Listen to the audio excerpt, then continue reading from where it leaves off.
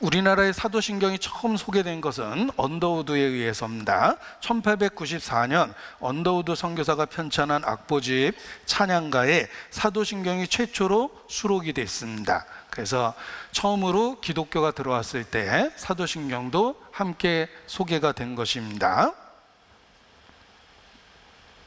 그런데 이게 이제 우리나라 100여 년의 기독교 역사 속에서 여러 가지 변형된 형태로 번역이 됩니다.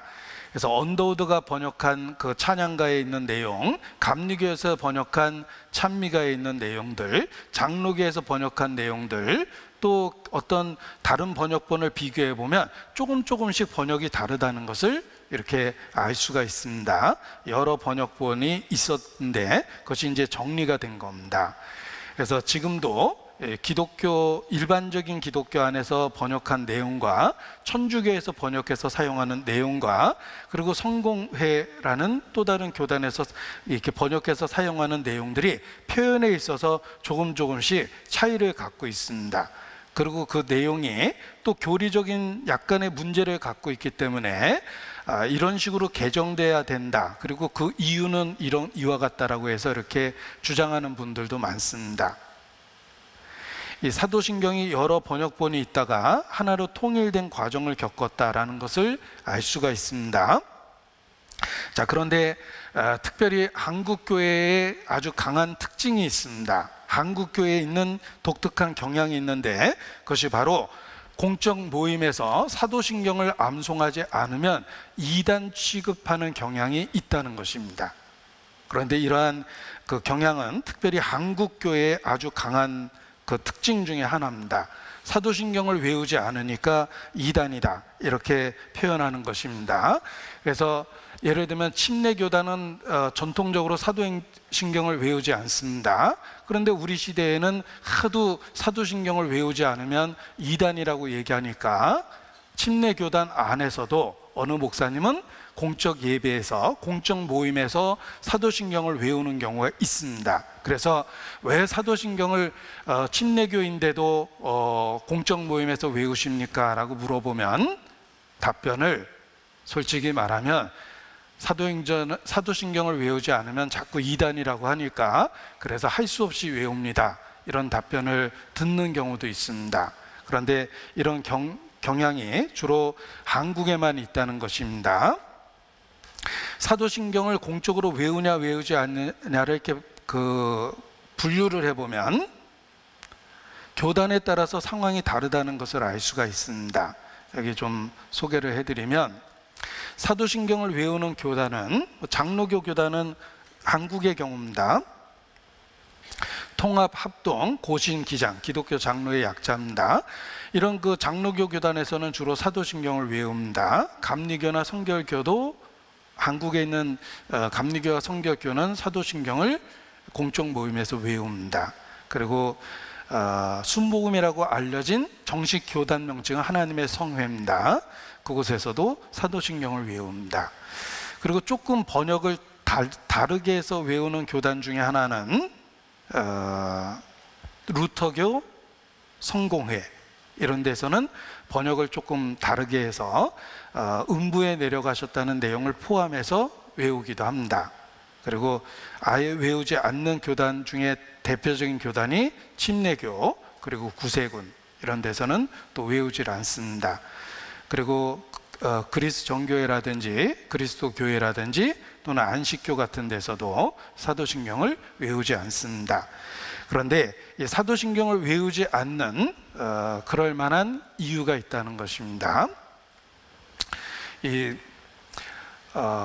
재미난 이야기 중에 눈이 하나밖에 없는 원숭이들이 모여 사는 마을에 눈이 2개 달린 원숭이가 이사를 왔답니다. 이사 와서 그때부터 왕따를 당했답니다.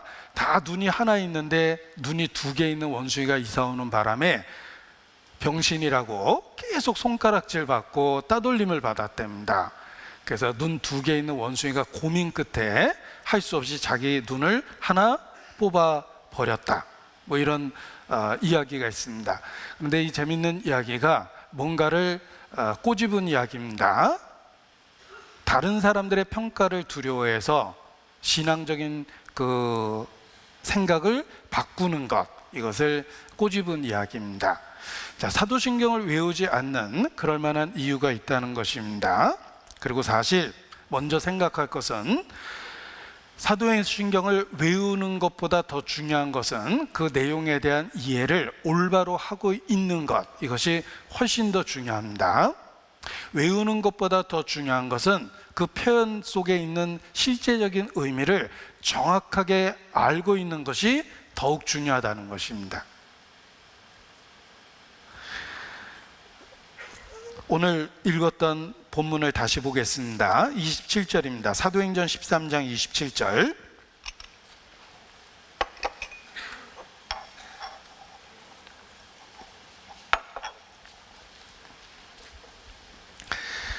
예루살렘에 사는 자들과 저희 관원들이 예수와 및 안식일마다 외우는 바 선지자들의 말을 알지 못함으로 예수를 정죄하여 선지자들의 말을 응하게 하였도다. 자, 하나님을 섬긴다고 했던 유대인, 그들이 하나님의 아들을 죽였습니다. 그 죽인 이유 중에 하나는 그들이 안식일마다 하나님의 말씀이라고 외우고 있었는데 그 참된 의미를 알지 못하니까 그 말씀이 가리키고 있는 예수님을 보고도 믿지 않은 것입니다. 그래서 예수님을 정죄했습니다. 외우고는 있었지만 그 내용을 정확하게 알지 못했기 때문에 그 말씀에 증가하는 예수님을 거절하고 정죄했던 것입니다. 지금도 그럴 수 있습니다. 무엇을 외우고 있느냐가 중요한 것이 아니라 그 내용이 정확하게 무엇인지를 알고 있는 것이 중요하다는 것입니다. 그렇지 않으면 잘못된 기준을 갖고 예수님을 정죄했듯이 복음을 전하는 사람들을 이단 취급을 합니다. 특별히 한국교회에서는 사도행전을 외우지 않으니까 이단이다, 이런 표현을 쉽게 사용합니다. 제가 한국교회는이라고 말을 한 것은 그런 사례는 한국교회밖에 없기 때문에 그렇습니다. 제가 외국에서 수없이 많이 전도하는데 사도신경을 외우지 않는다는 이유로 이단 취급하는 교회는 없습니다. 왜냐하면 외우지 않을 만한 공감된 이유가 있다는 것을 그들도 알고 있기 때문에 그렇습니다.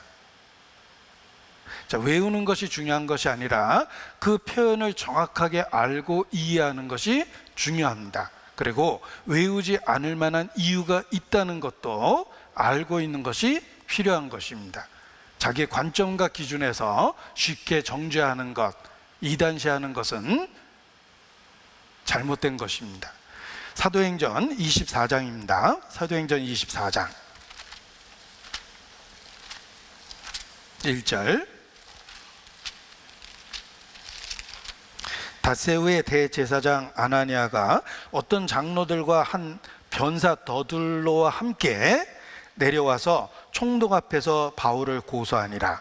바울을 부르매 더둘로가 송사여 가로되. 5절 같이 읽겠습니다. 우리가 보니 이 사람은 연병이라 천하에 퍼진 유대인을 다 소욕케 하는 자여 나사렛 이단의 괴수라. 자, 하나님을 섬긴다고 하는 그들, 또 지도자라고 일컬어지는 그들이 사도 바울을 대적하고 있습니다. 고소하고 있습니다. 사도 바울을 이단시하고 있습니다. 그런데 왜 그들이 사도 바울을 정죄했을까? 그들은 말하기를 이 사람은 연병이라, 이 사람은 코로나 바이러스 같은 존재입니다. 천하에 퍼진 유대인을 다 소욕케 하는 자여 나사렛 이단의 괴수입니다. 자, 사도 바울을 이단의 괴수라고 이야기하고 연병 같다라고 비난하고 있습니다. 그런데 그 이유가 무엇입니까? 5절. 우리가 보니, 자기 관점에서 자기 기준으로 본 겁니다. 성경을 갖고 보면 하나님의 사람 바울입니다. 성경이라는 기준으로 보면 바울은 하나님의 말씀을 전하고 있습니다. 하나님의 뜻에 합한 메시지를 전하고 있습니다. 그런데 자기 관점에서 보니까 연병이고 이단이라고 생각이 든 겁니다. 우리가 보니 그게 바울을 잘못 본 이유입니다. 하나님과 같은 기준으로 보고 성경이라는 기준으로 봐야 되는데 자기 관점에서 또는 자기가 속한 교단에서 그 기준으로 보니까 이단처럼 보였던 겁니다. 그래서 이단이라고 이렇게 비난하는 것입니다. 지금도 그렇습니다. 지금도 사도신경을 외우지 않으니까 이단이다라고 쉽게 말하는 것은 자기 관점에서 자기 기준으로 생각해서 그렇게 이단시하는 것입니다. 성경은 경고합니다. 남의 하인을 판단하는 너는 누구냐? 너는 누구냐? 남의 하인을 판단하는 너는 누구냐? 오히려 그 비난하는 사람들에게 성경은 경고하고 있습니다.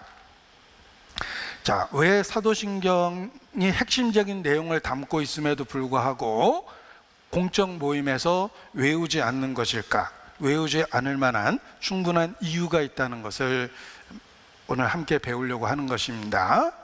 잠언 18장 17절입니다. 잠언 18장 17절.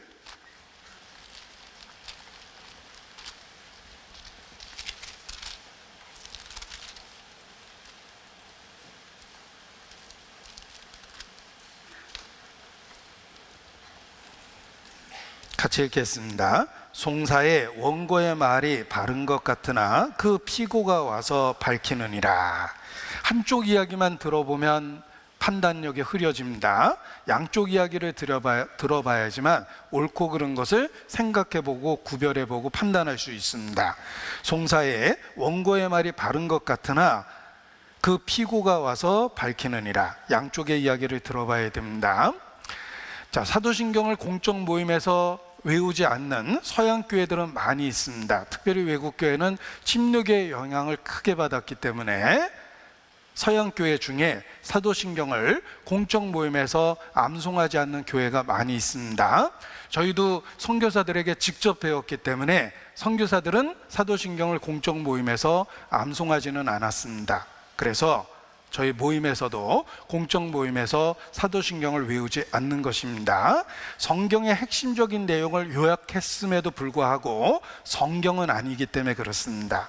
성경은 아니다라는 말은 그 표현이 성경에 없는 표현이 들어갈 수 있다는 것입니다. 성경의 내용을 설명하려고 하면서 성경에 없는 표현을 쓰면서 다른 내용을 담을 수 있기 때문에 좀 더 올바로 믿으려는 열망 때문에 오해를 받음에도 불구하고 사도신경을 공적 모임에서 외우지 않는 것입니다. 특히 침례교회는 역사 속에서 획일성을 부정하고 국가교회나 유아세례를 거부했습니다. 성경에 없으면 국가가 권력으로 강요해도 거절한 것이 침례교입니다. 그리고 믿는 사람이 신앙을 고백하면서 세례를 받아야지 어린아이가 태어났을 때 자기 의지가 없는 상태에서 받는 유아 세례가 어떤 유익이 있는가? 믿는 사람이 세례를 받아야 된다라는 신자 세례, 유아 세례를 거절하고 신자 세례를 주장했기 때문에 더더욱 사도신경을 거절했던 것입니다. 공적 모임에서 외우는 것을 거절했던 것입니다. 그리고 사도신경의 문제는 핵심적인 내용을 요약하려는 의도는 좋지만 성경은 아니기 때문에 다른 내용이 들어갈 수 있을 뿐만 아니라 너무 요약한 내용으로 인해서 중요한 내용이 빠질 수 있는 위험이 있다. 그래서 공적 모임에서 마치 그것이 신앙의 전부인 것처럼 외우는 것은 위험하다. 이렇게 평가를 한 것입니다. 그래서 사도신경의 단점이 이와 같다라고 이야기합니다. 사도신경은 성경의 교리와 구원의 진리를 함축하고 있습니다. 핵심적인 진리를 담고는 있지만 성경은 아니기 때문에 그 표현이 다른 것을 나타낼 수 있는 가능성이 있다는 겁니다. 믿음의 핵심 본질이 무엇인지를 알게 해주지만 이것이 장점입니다. 그러나 단점은 너무 간단한 말로 정리되어서 믿음의 내용을 축소시킬 위험이 있다. 그런 논쟁 아래에 사도신경을 공적 모임에서 외우는 것을 거절했던 것입니다. 거기에 있는 내용을 거절한 것이 아니라 공적 모임에서 외우는 것을 거절한 것입니다. 자, 사도신경은 찬송가에 대부분 나와 있습니다. 소개해 드립니다. 이제 그 찬송가 표지 뒤편에 대부분 다 인쇄를 해 놓습니다. 제가 읽어 드리겠습니다. 전능하사 천지를 만드신 하나님 아버지를 내가 믿사오며 그 외아들 우리 주 예수 그리스도를 믿사오니 이는 성령으로 잉태하사 본디오 빌라도에게 고난을 받으사 십자가에 못 박혀 죽으시고 장사한 지 사흘 만에 죽은 자 가운데서 다시 살아나시며 하늘에 오르사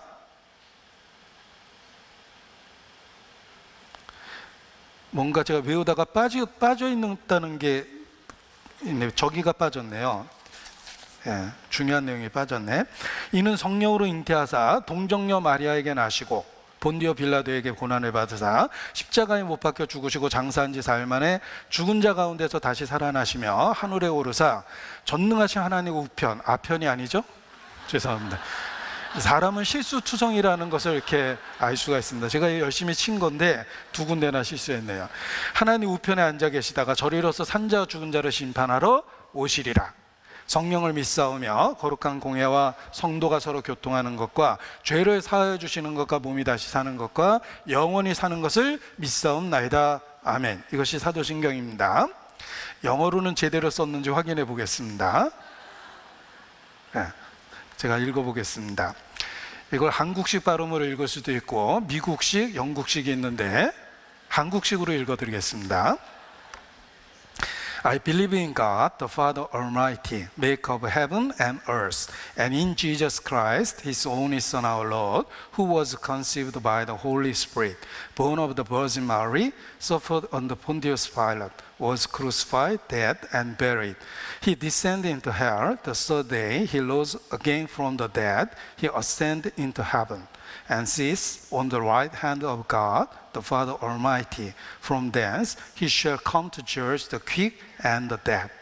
I believe in the Holy Spirit, the Holy Catholic Church, the communion of saints, the forgiveness of sins, the resurrection of the body, and the life everlasting. Amen. 이렇게 사도신경의 내용이 있습니다.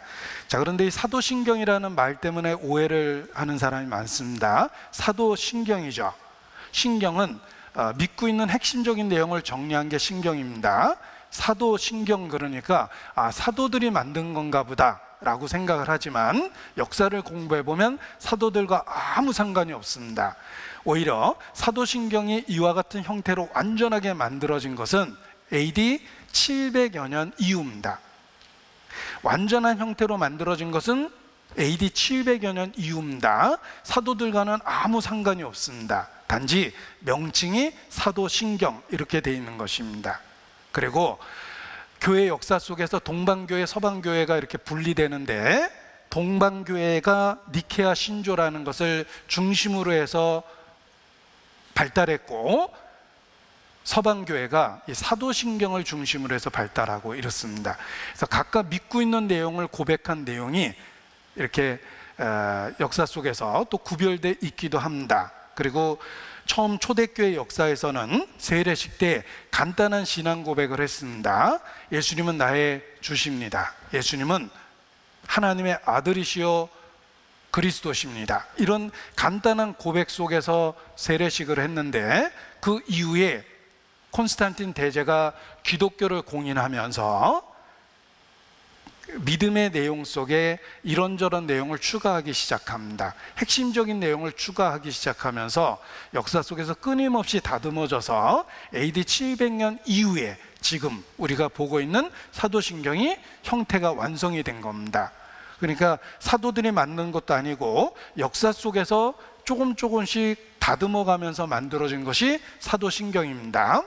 그러다 보니까 뭔가 그 시대에 맞는 내용들이 조금씩 첨삭될 수밖에 없었던 것입니다. 그리고 사도신경이 만들어진 배경 자체는 철저하게 카톨릭 절대적인 시대에 만들어진 것입니다. 카톨릭이라는 배경 아래 교황의 절대적인 권력 아래서 만들어졌기 때문에 그 표현이 무리한 내용을 담을 수밖에 없었던 것입니다. 그래서 좀 더 올바로 믿고자 하는 결심이 오해를 무릅쓰고 사도신경을 공적 석상에서 암송하지 않게 된 것입니다. 그렇다면 그 표현에 있어서 무리되는 표현이 무엇인가를 말씀드리고자 합니다. 첫 번째는 동정녀 마리아에게서 나시고, 자, 이것은 중요합니다. 예수님이 처녀의 몸에 잉태되었습니다. 성령으로 태어나셨습니다. 동정녀 몸에 나셨습니다. 그런데 그의 원어를 공부하고 영어로 표현한 것을 찾아보면 virgin, 한 처녀에게서 나셨다는 것이 아니라, 성경은 한 처녀입니다. 그런데 사도행전은 virgin이 아니라 the virgin Mary, 이게 어를 쓰냐 더를 쓰냐가 교리적인 큰 차이를 갖게 돼 있습니다. 예수님은 처녀의 몸에 성령으로 잉태하셨습니다. 그런데 가톨릭 안에서는 예수님을 잉태한 마리아가 그 이후에도 영원토록 동정녀였다, 평생 처녀로 계셨다, 이렇게 이야기를 합니다. 그래서 한 처녀에게서 나시고가 아니라 정관사 the를 써서 the Virgin Mary 이렇게 표현하는 것입니다. 그래서 이게 미묘한 차이지만 그 마리아의 위치를 어디에다 두느냐에 대한 그 큰 차이를 만들어내는 것입니다. 예수님을 잉태했을 때 마리아는 처녀 상태에서 성령으로 잉태된 것입니다. 그 이후에는 요셉의 아내였고 요셉의 아이들을 낳았습니다. 그래서 예수님에게는 육신의 많은 형제들이 있었고 그 형제들조차도 예수님을 믿지 않았다라고 기록되고 있습니다. 그리고 특별히 마태복음 1장 25절을 보겠습니다. 마태복음 1장 25절.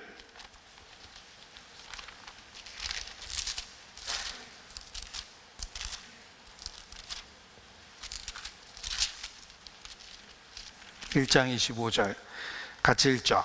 아들을 낳기까지 동침치 아니하더니 나음의 이름을 예수라 하니라. 자, 이 아들이란 표현이 원래 기록된 내용을 갖고 표현하면 맏아들을 낳아 강보에 쌓았다, 맏아들을 낳기까지라는 그 표현입니다.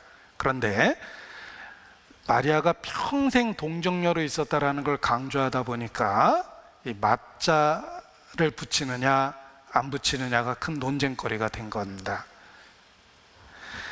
자, 마리아는 처녀 상태에서 아들을 낳았지만 그 이후에는 요셉의 아내로 요셉의 자녀들을 낳았습니다. 성경의 기록이 그거를 확인합니다. 그래서 예수님의 육신의 형제가 있었습니다. 그 중에 하나가 성경에 나타난 야고보, 또 유다라는 그 형제들의 이름입니다. 그들은 초대교회의 지도자가 되기도 했습니다. 그런데 사도신경을 외울 때는 한 처녀가 아니라 정관사 더를 써서 The Virgin Mary, 동정녀 마리아를 영원한 동정녀로 표현하는 신앙 고백을 했던 것입니다. 그래서 가톨릭의 교리상 마리아는 공동 구속주, 공동의 중보자, 하나님께 나아가는 공동의 중보자가 됩니다. 하나님과 사람 사이의 중보자는 예수 그리스도 한 분인데 영원한 동정녀라고 주장하는 마리아가 공동의 중보자가 된다는 핵심적인 교리가 생겨버리는 것입니다. 그래서 논쟁이 있는 그 표현을 쓴 것이 되는 것입니다. 원래 중동에는 하늘 황후에 대한 믿음이 있었습니다. 고대 많은 신들은 남신이 있고 여신이 있는데 여신이 가장 인기가 있습니다. 그 이유는 모성애를 나타내기 때문에 그렇습니다.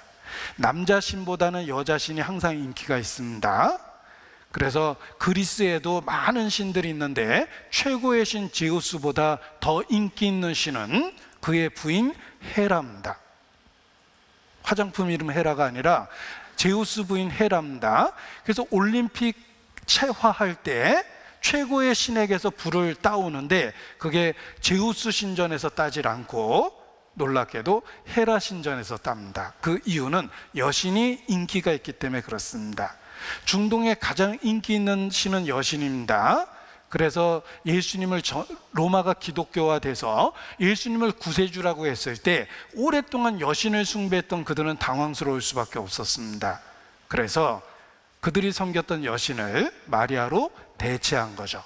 그래서 하늘 황후라는 공식적인 표현을 쓰는데 그 표현은 중동의 여신을 나타내는 오랫동안 사용됐던 표현입니다.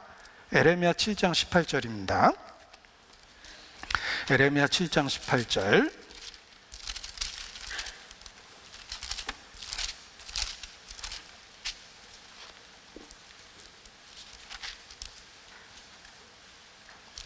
제가 읽습니다. 여기 우상 숭배하는 유대인을 책망하신 말씀입니다. 자식들은 나무를 줍고 아비들은 불을 피우며 부녀들은 가루를 반죽하여 온 가족이 하하호 하면서 신을 섬깁니다. 하늘 황후를 위하여 과자를 만들며 그들이 또 다른 신들에게 전제를 부음으로써 나의 노를 격동하느니라. 그 당시에 여신 숭배 사상이 있었습니다. 최고의 신인 하늘 황후가 있었습니다. 그 여신 숭배 사상을 하나님이 정죄하신 것입니다. 그런데 그 오래된 그 여신 사상을 마리아로 대체해서 같은 동급을 만들고 하나님께 나아갈 때 공동의 중보자가 된다라는 교리를 만든 것입니다. 그래서 이게 동정녀 마리아에게 나시고라는 고백이 버진이냐 더 버진이냐가 큰 그 차이를 만들어내는 것입니다. 그래서 영어로 사도신경을 외우는 문화권에서 서양 교회가 그게 꺼려져서 사도신경을 못 외우는 겁니다. 그리고 두 번째 문제되는 것은 본디오 빌라도에게 고난을 받으사라는 구절입니다. 성경을 살펴보면 끊임없이 유대인들이 예수님을 대적하고 예수님을 죽이려고 합니다. 그리고 이미 잡아다가 정죄했어요. 죽이겠다고. 그런데 단지 법적으로 로마 지배 아래에 있었기 때문에 최종적인 결정을 로마에서 해야 돼요. 그 대행권을 갖고 있는 빌라도가 해야 돼요. 그래서 빌라도에게 가서 죽여달라고 고소하고 빌라도가 거절하니까 데모하고 위협하고 협박했던 거예요. 그러니까 빌라도가 나중에 곤란해서 손도 씻죠. 니들이 다 책임져. 난 상관없어. 빌라도는 끊임없이 살려주려고 그랬습니다. 물론 최종적인 결정을 한 것은 빌라도예요. 그러나 그 이면에 유대인들이 예수님을 끊임없이 정죄하고 고소하고 죽이라고 선언합니다. 그런데 그 예수님의 죽음을 빌라도라는 한 사람한테 그냥 몰아버린 거예요.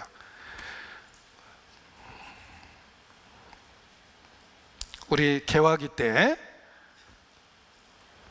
나라가 망했을 때 그냥 이완용 한 사람한테 다 몰아줬죠.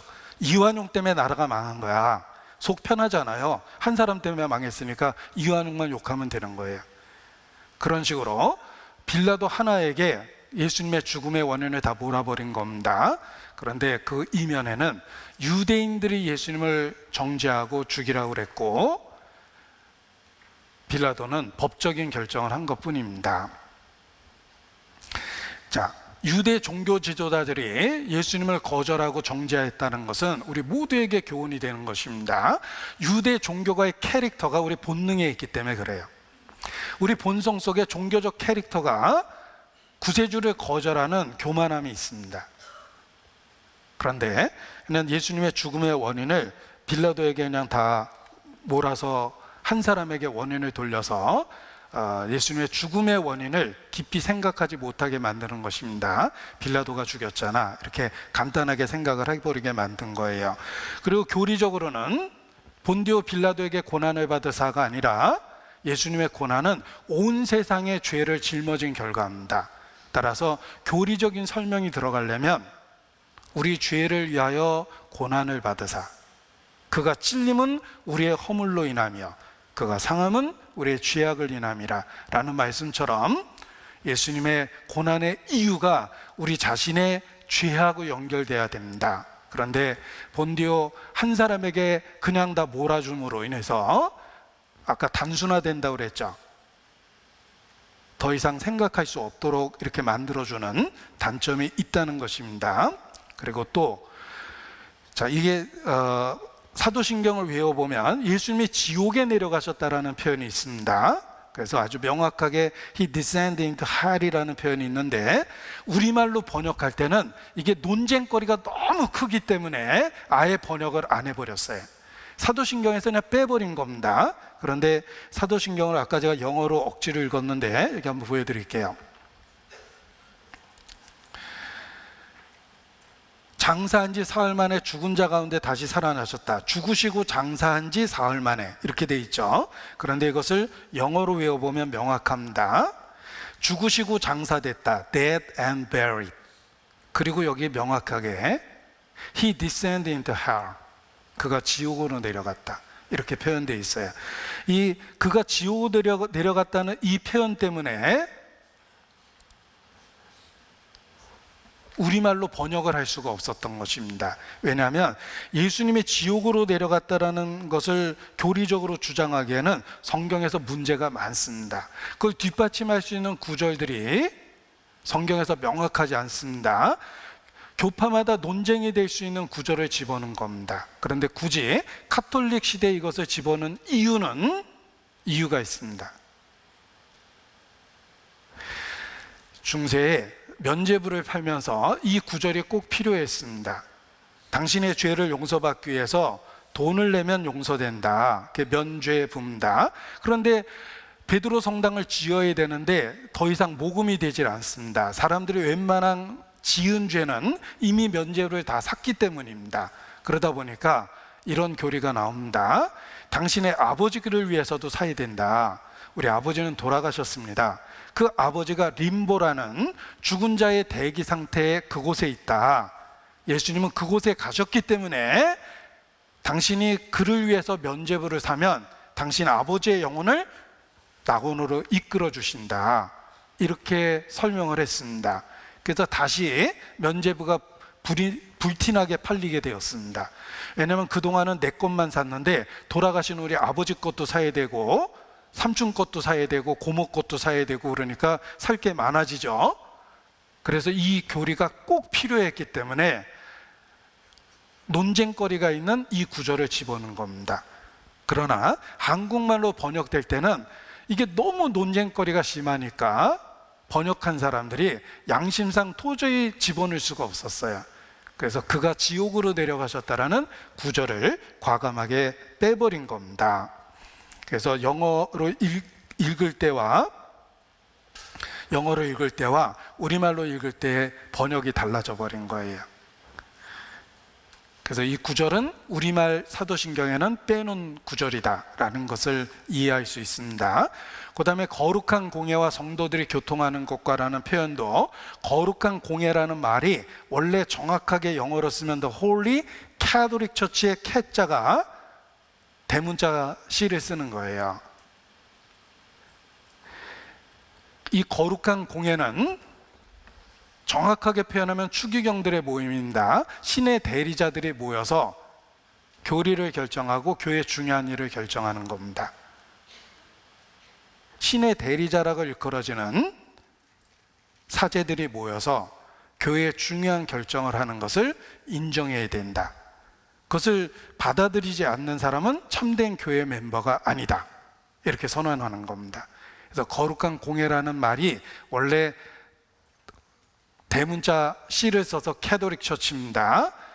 그런데 일반적인 그 의미를 받아들이기가 어렵기 때문에 개신교에서 단어를 바꿔버린 거예요. 그래서 The Holy Universal Church라고 이렇게 단어를 바꿔서 번역을 합니다. 그런데 원래는 대문자 C를 써서 카톨릭에 있는 그 공예의 그 권한을 인정해야 된다. 그것을 인정하지 않는 자는 이단자다. 이렇게 표현한 역사를 갖고 있다는 것입니다. 그리고 성도가 서로 교통하는 것과, 이것도 카톨릭식의 번역은 모든 성인의 통공을 믿으며 라는 뜻인데, 이 세인츠라는 말이 우리는 성도라고 생각합니다.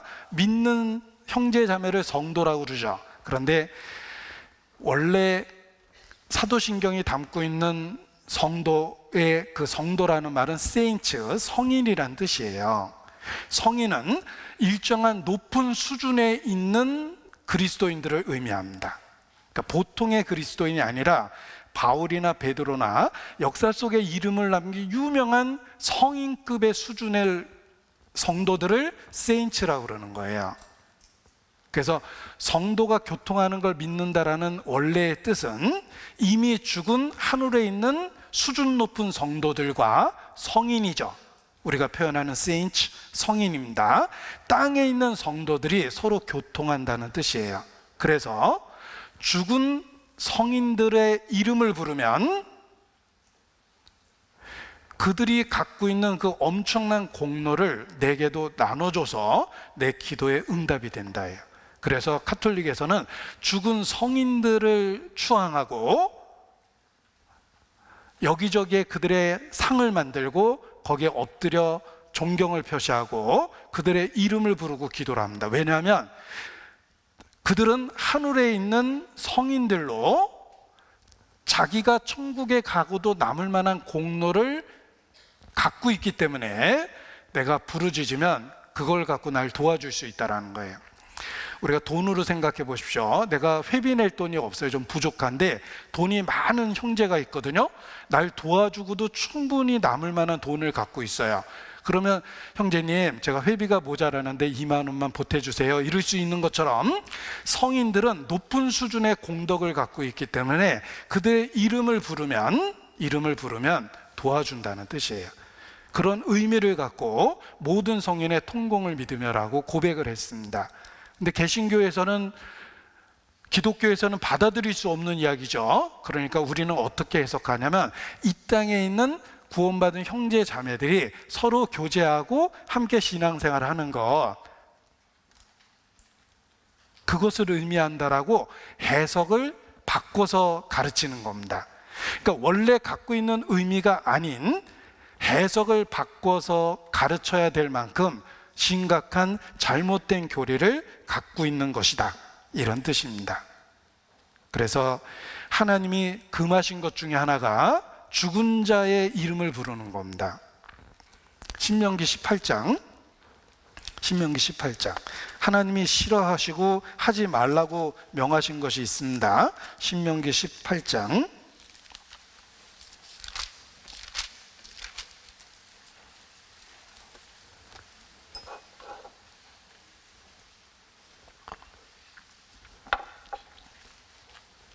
11절.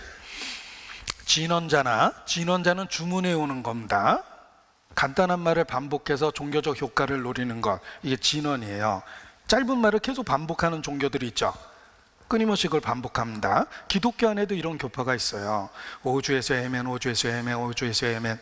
이런 그 진언자, 이게 간단한 말을 반복하는 주문해 오는 사람, 신접자, 박수, 초혼자, 너희 중에 용납하지 마라.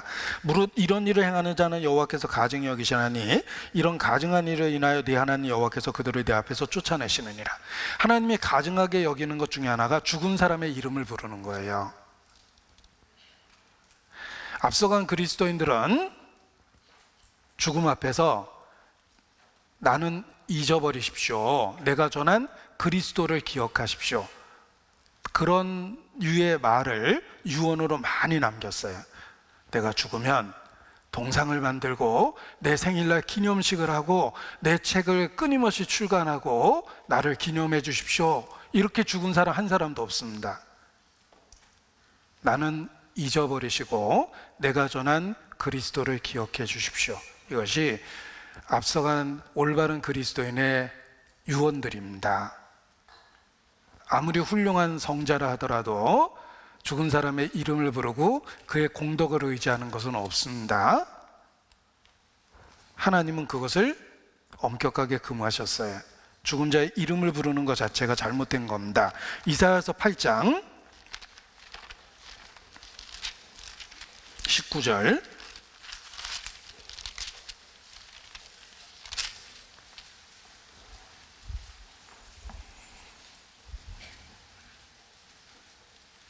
제가 읽습니다. 혹이 너희에게 고하기를 지절거리며 속살거리는 신접한 자와, 귀신 들리면 뭐라고 계속 쫑알쫑알쫑알 하잖아요. 그분이 오셨어요. 그러고 조금씩 정화됩니다. 지절거리며 속살거리는 신접한 자와 마술사에게 물으라 하거든 백성이 자기 하나님께 구할 것이 아니냐? 산 자를 위하여 죽은 자에게 구하겠느냐? 하나님이 계속 금하신 것 중에 하나가 죽은 자의 이름을 부르고 의지하는 겁니다. 그런데 성도가 서로 교통하는 것의 원래 의미가 The Communion of Saints인데, 이 Saints라는 말이 단순한 믿는 성도를 의미하는 것이 아니라 높은 공덕을 가진 성자를 의미한다는 거예요. 그런 의도로 만들었기 때문에 이거를 그대로 외우는데 문제가 있습니다. 자, 우리말로 외웠을 때는 별 문제를 못 느끼지만 원래 갖고 있는 영어로 외우거나 아니면 그 원래 담고 있는 뜻을 새겨보면 문제가 많습니다. 그런데 굳이 이런 문제가 있고 성경적이지 않은 표현을 담고 있는 것을 공적 모임에서 암송할 필요가 있을까? 그리고 성도들에게 이것이 이런 뜻이다라고 해석을 바꿔가면서 가르쳐야 될 내용들인데 그렇게 그럼에도 불구하고 그것을 굳이 외울 필요가 있을까? 이렇게 생각했기 때문에 공적 모임에서 외우지 않게 된 겁니다. 핵심적인 내용을 담고 있지만 성경은 아니죠? 따라서 그 내용이 확장성을 갖고 있고 잘못된 교리를 담고 있는 것이 있다는 겁니다. 그래서 올바로 믿으려는 열정 때문에 오해를 받음에도 불구하고 공적 모임에서 사도신경을 외우지 않는 것입니다. 그리고 사도신경의 결정적인 문제점은 가장 중요한 핵심적인 신앙 내용이 빠져 있다는 것입니다. 복음이 빠져 있어요.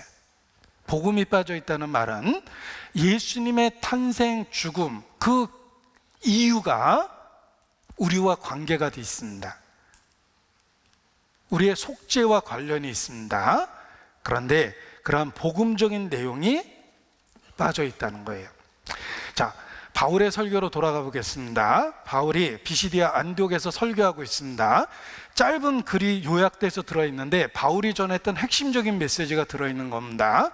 바울은 그 메시지의 결론을 어떻게 냅니까? 가장 중요한 클라이막스, 결론을 어떻게 내는지 보십시오. 사도행전 13장입니다. 비시디아 안디옥에서의 바울의 설교, 그의 설교의 클라이막스, 핵심이 무엇입니까? 사도행전 13장 보십시오. 바울이 설교의 결론을 내고 있습니다. 38절. 그러므로 형제들아, 설교의 결론입니다. 그러므로 형제들아, 너희가 알 것은 이 사람을 힘입어 죄사함을 너에게 전하는 이것이며 또 모세의 율법으로 너희가 의롭다심을 얻지 못하던 모든 일에도 이 사람을 힘입어 믿는 자마다 의롭다심을 얻는 이것이라.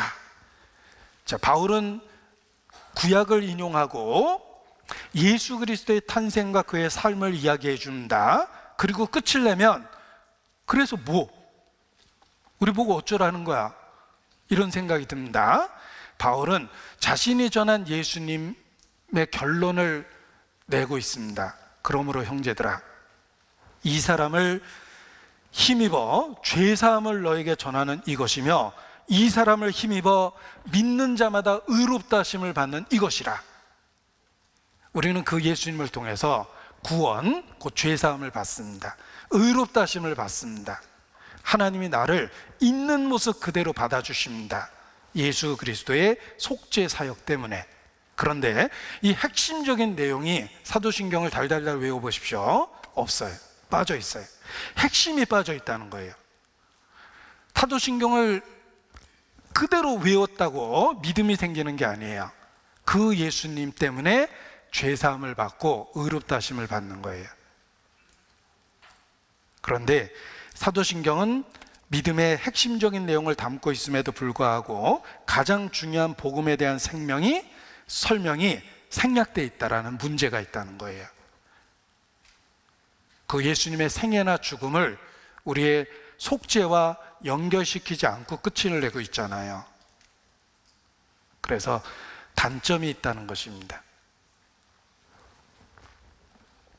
자, 육체의 생명은 피해 있습니다. 사람의 형태를 다 갖고 있는데 피가 없으면 생명이 없는 거예요. 자, 우리 육체를 보십시오. 다 중요하지만 상대적으로 더 중요한 부분이 있어요. 심장. 중요하죠? 아까 제가 머리가 중요하다고 그랬는데 머리. 우리 몸은 다 중요하지만 상대적으로 아주 중요해요. 손가락 없는 사람이 있습니다. 팔 없는 사람이 있습니다. 다리 없는 사람이 있을 수 있습니다. 완전한 인격이죠? 사는데 불편하지만 그래도 살아있는 생명이에요. 그러나 머리 없는 사람 없습니다. 심장 없는 사람 없습니다. 그와 같이 성경에 부분적으로 우리가 잘못 알고 있고 부분적으로 잘못 믿을 수 있습니다. 그러나 생명에는 지장이 없는 경우가 있어요. 복음이 확실하면 그렇습니다. 그래서 복음주의자들 중에 오류가 있는 경우가 있어요. 부분적인 오류가 있을 수 있다는 거예요. 사람이기 때문에 과장되거나 잘못 알고 있는 부분이 있지만 치명적인 부분에 있어서는 온전하다, 틀리지 않으면 생명은 있는 거예요. 그래서 복음적인 모임 중에 부분적인 오류가 있는 경우는 있습니다. 그러나 육체의 생명은 피해 있습니다. 복음을 부정했을 때에는 생명이 없는 거예요. 사도신경은 중요한 내용을 담고 있습니다. 그러나 복음과의 연결이 작은 것은 사실이에요. 그 예수님의 탄생이나 고난이나 죽음이 어떤 결과를 만들어냈는지에 대한 구체적인 설명이 부족합니다. 그래서 그 사도신경을 이렇게 쭉 외워보면 복음에 대한 부분이 참 약하다라는 것을 누구든지 지적합니다. 그리고 삼위일체 하나님에 대한 고백이 있지만 그 관계성이 전혀 설명이 안 돼 있다 그래요. 자, 보세요. 사도신경을 외워보면 영어로는 믿는다라는 단어가 3번 나오고 우리말로 번역했을 때는 4번 나와요. 여기 내가 믿사오며 믿사오니 믿사오며 믿사옵나이다. 우리말로는 4번 나오죠. 영어로는 3번 나옵니다. 성부, 성자, 성령. 여기에 믿는다라는 동사가 3번 나오는 거예요. 삼위일체 하나님에 대한 언급이 명확합니다. 그런데 그 관계에 대한 설명이 사도신경에는 빠져 있어요. 그 성부, 성자, 성령의 관계가 빠져 있습니다. 그래서 니케아 신조라는 게 있는데 니케아 신조를 만들 때에는 사도신경을 통해서 설명되지 못한 것들을 주로 설명하려고 그 니케아 신조를 만들어낸 겁니다. 교회 역사 속에서. 자, 사도신경은 핵심적인 진리를 담고 있다는 장점이 있습니다. 그래서 보십시오. 하나님을 믿고 예수님을 믿고 성령님을 믿는다라는 삼위일체 하나님에 대한 믿음의 고백이 있지만 관계성에 대한 설명은 없다. 그리고 부활과 영생을 믿는다라는 내용이 있다. 핵심적인 내용은 다 들어있습니다. 그래서 중요하고 무시할 수 없는 거예요. 그러나 그것을 공적 모임에서 외울 정도로는 문제가 있다는 겁니다. 공적 모임에서 외우기에는 성경이 아니기 때문에 여러 가지 잘못된 의미를 내포하고 있고 그것을 따로 설명해 주지 않으면 크게 오해될 부분이 있기 때문에 사도신경을 공적 모임에서 외우지 않는 겁니다. 특히 영어권 문화에서는 못 외우게 해요. 왜냐하면 그 영어로 읽었을 때는 The Holy Catholic Church라든지 He descended into hell, 예수께서 지옥에 내려가셨다라든지 이런 표현이 그대로 나오기 때문에 혹 잘못된 교리를 받아들일까 봐 오히려 영어권에서는 안 외우는 경우가 훨씬 더 많습니다. 그런데 이상하게 대한민국에서만 사도신경을 공적 모임에서 외우지 않으면 이단이다라는 이런 이야기를 합니다.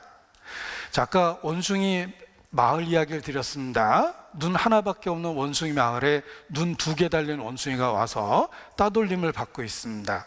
그렇다고 멀쩡한 눈을 뽑으면 안 되겠죠. 우리도 마찬가지입니다. 이단이라는 이야기 듣기 싫어서 그까짓 거 우리도 함께 외웁시다 이러기는 어렵다라는 거예요. 외우지 않는 이유가 있다는 걸 명확하게 알자라는 것입니다. 더 성경대로 믿고자 하는 열정 때문에 오해를 받음에도 불구하고 안 믿는 것입니다. 안 외우는 것입니다. 정확한 표현을 써야 됩니다. 그리고 장점이 있습니다. 사도신경은 사도신경은 핵심적인 내용을, 우리가 꼭 알고 있어야 될 내용을 담아내려고 노력을 했기 때문에 그 핵심적인 내용이 들어있다는 유익이 있습니다. 그래서 저는 개인적으로는 외웁니다.